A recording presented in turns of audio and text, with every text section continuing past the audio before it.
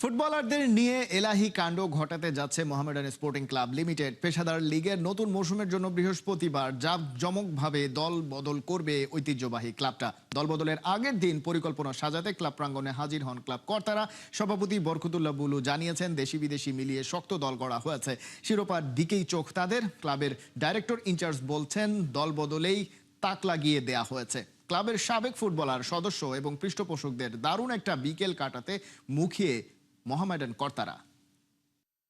ফুটবলের টিম রদবদল, আমরা আমাদের টিম কারা কারা খেলবে মোহামেডান ক্লাবের খেলোয়াড়দের নাম ঘোষণা করি। আর ফুটবল যিনি চেয়ারম্যান, আপনারা জানেন, বাংলাদেশের একজন স্বনামধন্য 2-3 জন শিল্পপতির মধ্যে একজন।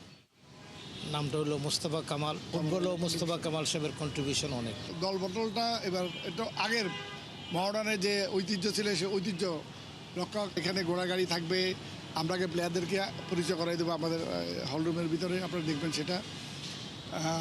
ঘোড়ার গাড়ি থাকবে, ব্যান্ড বাড়ি থাকবে, আমরা ক্লাব সাজাবো। আমি বললাম তো, এটা সবাই কোটি কোটি সমর্থক মহামেডান ক্লাবের।